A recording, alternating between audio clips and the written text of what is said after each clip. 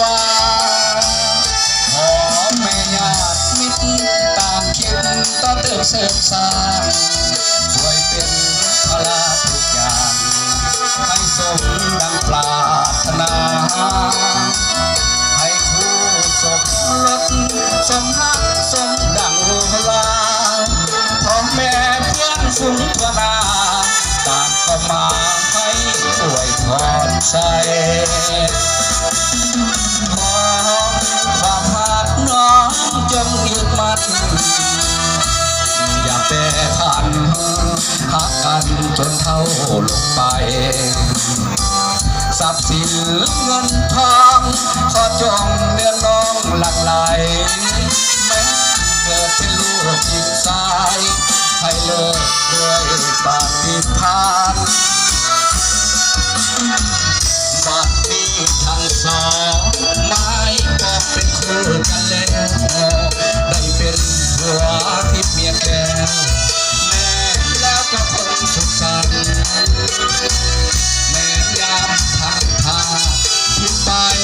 อภัยให้กัน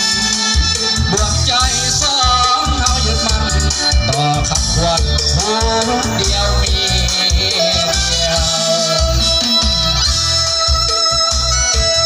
เอาคุณอีกมาชมมางามดาวปี2026เนี่ยได้ดูเส้นเดินได้พิเศษมานัดกันเบิ่งชุดกันบางงามเป็นเอกลักษณ์ของสุภาพบุรุษของเรา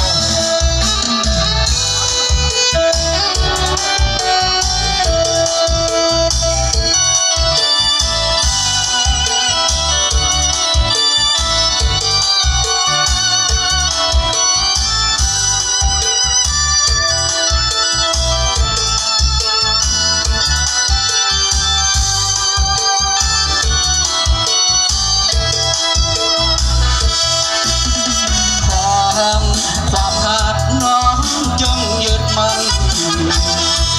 อย่าแปรผันหักกันจนเท่าลงไปทรัพย์สินเงินทองขอจงเลี้ยงน้องหลั่งไหลแม้เกิดเป็นลูกหญิงชายให้เลิกด้วยปฏิภาณบัดนี้ทั้งสองไม้ปองเป็นคู่กันแล้วได้เป็นผัวที่เมียแก่แม่แล้วก็คงสุขสันต์แม่ยามทาง